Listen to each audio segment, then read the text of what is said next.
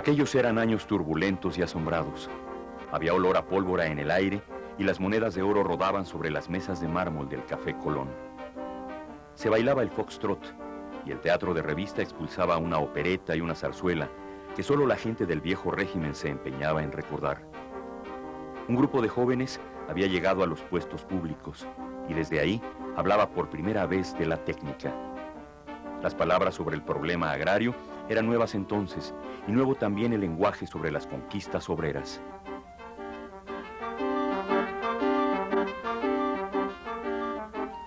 Los jóvenes habían descubierto la novela Los de Abajo, y había quienes todavía se escandalizaban porque las muchachas mostraban las pantorrillas desnudas en el teatro. Eran tiempos de sorpresa y osadía, de creación y reencuentros. La política, el arte y la cultura estaban en manos de una generación que encontró todo por hacer y comenzó por transformarse a sí misma.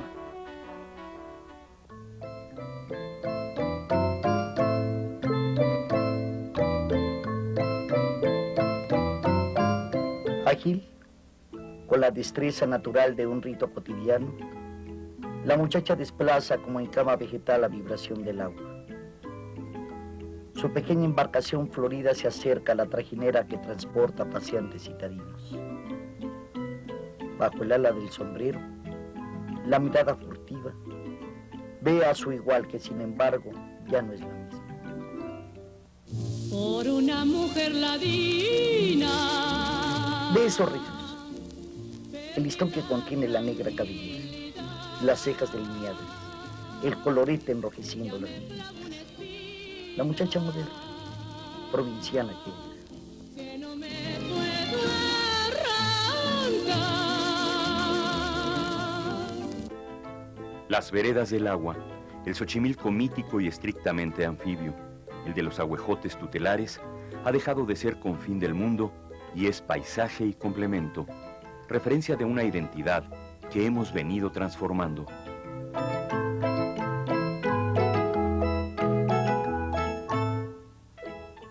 Con la Revolución, México se evidenció nutrido de las formas de lo indígena y lo popular.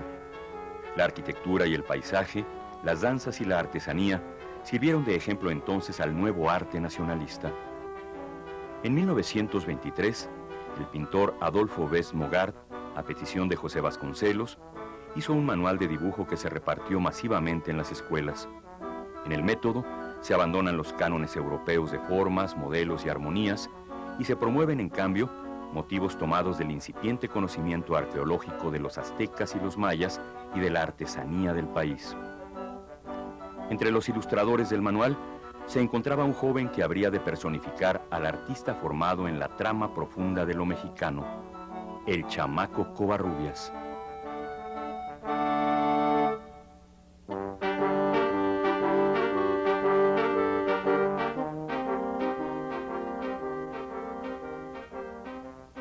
Diego Rivera descubrió de manera temprana la esencia de Miguel.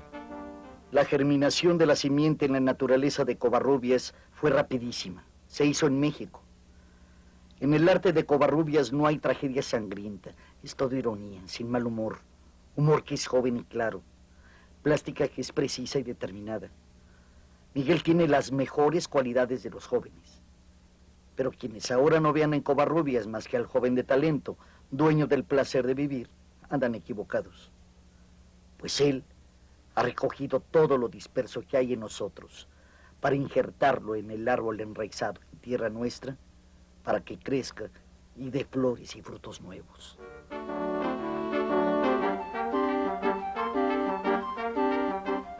A través de la vida, Covarrubias comprendió que todo lo que deseaba podía encontrarlo haciendo de su intuición una aventura.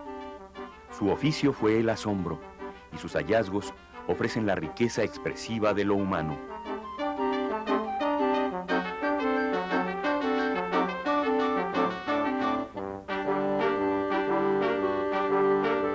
Yo creo que todos se llevaban muy bien, aunque tuvieran diferentes edades, eran 6 hermanos. Miguel era el mayor, Luis era el menor y se llevaban muchísimos años de diferencia, pero por lo que mi mamá me contaba, yo creo que se llevaban de maravilla, incluso, bueno, para mi mamá Miguel era su su máximo, era su adoración. Yo siempre recuerdo a mi mamá hablando de su hermano Miguel, y yo creo que lo que pasa es que también su hermano Miguel era, aunque estuvo toda la vida fuera desde los 15 años estuvo fuera de México, fuera de la casa, hizo su vida por todas partes, anduvo por todo el mundo. Hay tantos recuerdos de fotografías que le mandaba su mamá, y para mi mamacita chula, y aquí Miguel está con en África, y aquí anda con un sombrero, con un samovar, o con cosas tan raras, era tan, yo creo, tan familiar. Siempre había fotografías de la familia, y fotografías en las que siempre se las dedicaba a su mamá. A mi abuelita le mandaba cantidad de cartas de todas partes. Cuando mi mamá y mi papá se casaron, también está la dedicatoria, está el telegrama que le mandó a mi mamá. Yo creo que andaba afuera, pero nunca se separó de México, nunca se separó de su casa. Eso es lo que yo recuerdo mucho. Mi mamá siempre hablando de su hermano adorado.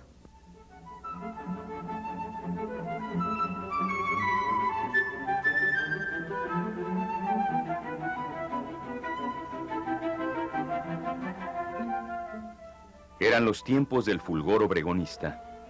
La revolución llegaba con aire primaveral a la Ciudad de México, descubriendo el tezontle que los porfiristas habían enjabelgado, avergonzados de una piedra indígena.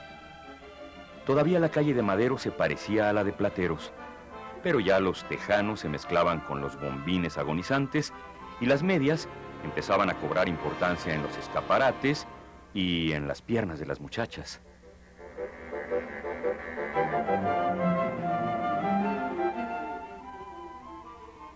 La ciudad se expandía, abarcando paisajes y sueños provincianos, mientras el pueblo se iba haciendo citadino. El escenario y los protagonistas intercambian imágenes y asombros.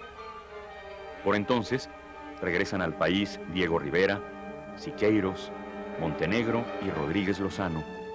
Orozco ha depurado su maestría, y el joven Covarrubias se incorpora como aprendiz de taller renacentista al movimiento pictórico que quiere recrear mito e historia.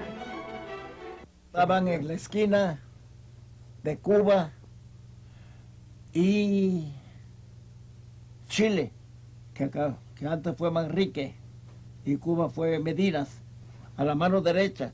Como vamos a Santo Domingo, en el penúltimo establecimiento estaban los monotes.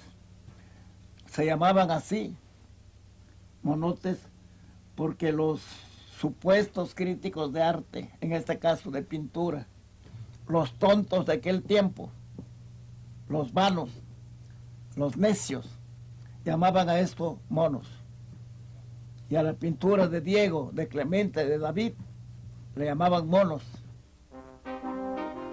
En el Café Los Monotes, punto de reunión de los más destacados creadores de la época y del que Miguel Covarrubias era asiduo, en una plática con José Juan Tablada, concretó su idea de viajar a Nueva York.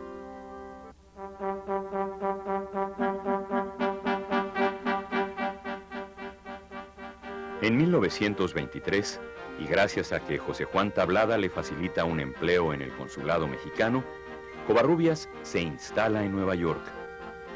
El joven dibujante encuentra a su medida la gran urbe, el enorme panal de multitudes, migrantes laboriosos venidos de todo el mundo, son como él. Traen consigo el universo de su propia cultura.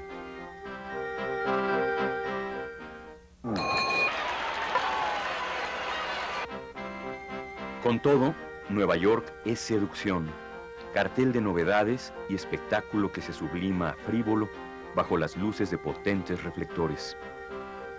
Covarrubias lo supo y lo expresó interpretando el mundo de las celebridades. Empleó la precisión del trazo y una asombrosa sencillez conceptual que le dio fama y acceso a revistas prestigiadas. Esencialmente artista, Covarrubias captura, define, muestra. Sus dibujos comentan actitudes, presencias, vanidades y el entorno social como escenario al servicio del personaje, casi siempre fascinado por su imagen. Su tema es la comedia de la vida, pero no moraliza cuando atrapa ciertos raptos absurdos.